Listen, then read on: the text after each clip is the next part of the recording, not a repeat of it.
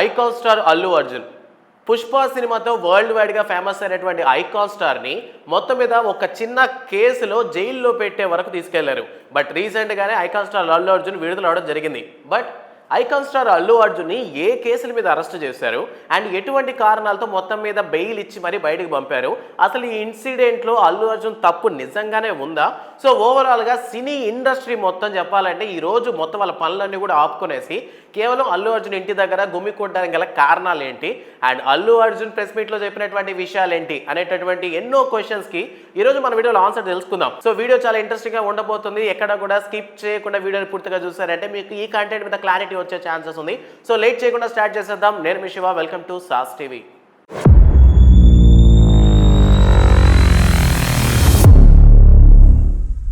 December 4th Pushpa 2 యొక్క premiere shows పడే time. చిక్కడపల్లిలో ఉండేటటువంటి సంధ్య థియేటర్లో నార్మల్గానే ఏ సినిమా వచ్చినా సరే జనాలు ఎక్కువగా ఉంటారు.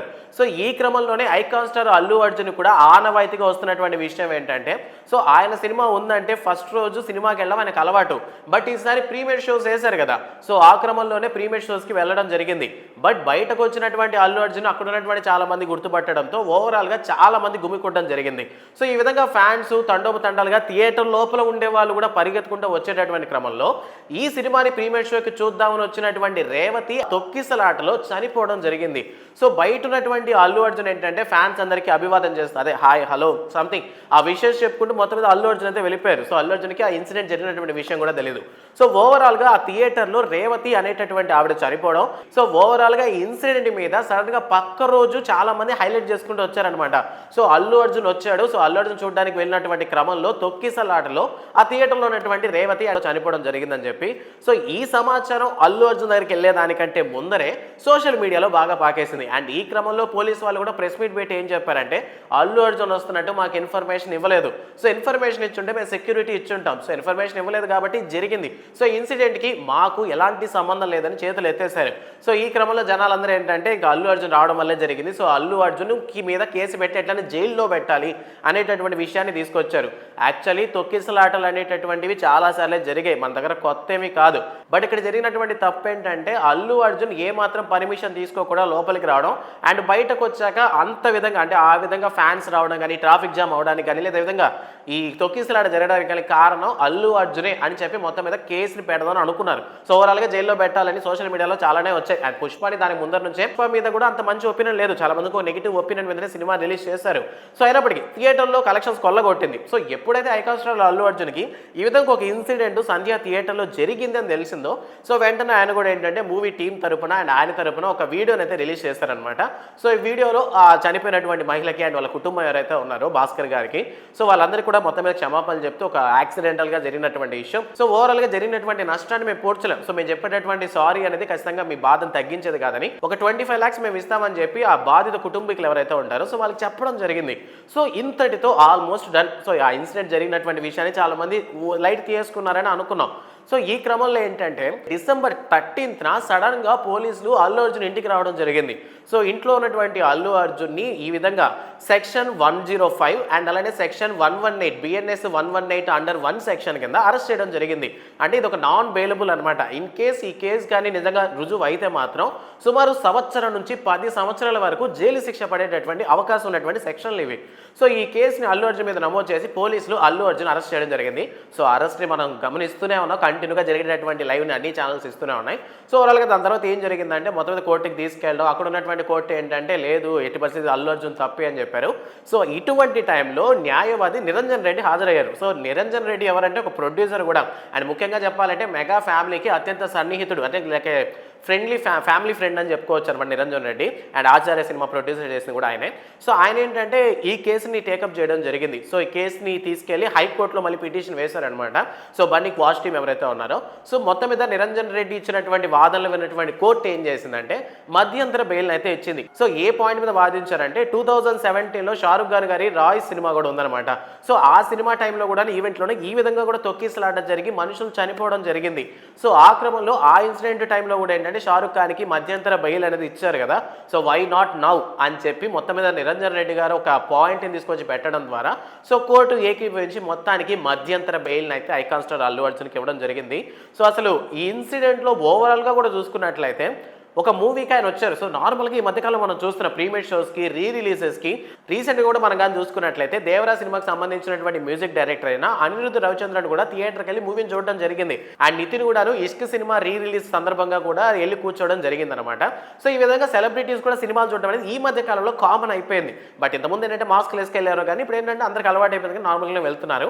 బట్ ఈ క్రమంలో జరిగినటువంటి ఒక యాక్సిడెంట్లో మొత్తం మీద అల్లు అర్జున్ ఒక A11గా చూపించి మొత్తం మీద అరెస్ట్ చేయడం జరిగింది. సో దీనికి సంబంధించి ఏమనుకుంటున్నారంటే కొంతమంది అభిప్రాయాల ప్రకారం సో కొన్ని సందర్భాల్లో తెలంగాణ యొక్క మినిస్టర్స్ని, తెలంగాణ యొక్క చీఫ్ మినిస్టర్ ఎవరైతే ఉన్నారో ఆయన పేరు సరిగ్గా పలకలేదు. సో ఈ రివెంజ్ ప్రకారమే దీన్ని తీర్చుకున్నాడు అని చెప్పేసి చాలామంది అభిప్రాయపడుతున్నారు. సో ఈ క్రమంలోనే కావాలనే కేసు పెట్టించడం జరిగింది. ఎందుకంటే ఇది ఎవరు పర్టికులర్గా పెట్టింది కాదు. లైక్ ఏంటంటే చనిపోయినటువంటి రేవతి గారి హస్బెండ్ ఎవరైతే ఉన్నారో భాస్కర్ గారు, సో ఆ 25 lakhs ఆ టైం తర్వాత ఆయన కామ్ అయిపోవడం జరిగింది. అండ్ దాని తర్వాత నేను అరెస్ట్ చేసిన తర్వాత కూడాను భాస్కర్ గారు మీడియా ముందరకు వచ్చి మేము అల్లు అర్జున్ మీదకి పెట్టినటువంటి కేసు ఏదైతే ఉందో దాన్ని వాపస్ తీసుకున్నాం, విత్డ్రా చేసుకున్నాము.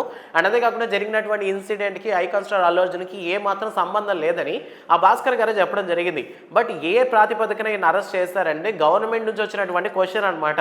సో ఈ విధంగా పర్మిషన్ లేకుండా రావడం వల్ల ఇన్సిడెంట్ జరిగింది. ఇన్ కేసు ఇది ఫ్యూచర్లో రిపీట్ అయితే ఏంటి పరిస్థితి అన్నటువంటి క్వశ్చన్ పరంగా ఐకాన్ స్టార్ అల్లు అర్జున్ మీద కేసులు నమోదు చేసి మొత్తం మీద తీసుకెళ్లడం జరిగింది. But what ever Niranjan Reddy గారు ఇచ్చినటువంటి వాదనల ప్రకారం వాదనలు విన్నటువంటి కోర్టు ఏదైతే ఉందో సో ఆయన రిలీజ్ చేసిందనమాట. సో ఆఫ్టర్ రిలీజ్ తర్వాత ఇంటికి వచ్చినటువంటి icon star Allu Arjun press meet చెప్పి క్లియర్గా చెప్పడం జరిగింది. సో ఎవరైతే సపోర్ట్ చేశారో అండ్ ముఖ్యంగా నా ఫ్యాన్స్ ఎవరైతే ఉన్నారో, సో నా కోసం కథలు వచ్చినటువంటి సినీ వర్గాలు ఎవరైతే ఉన్నారో సో వీళ్ళందరికీ థ్యాంక్ యూ చెప్పడం జరిగింది.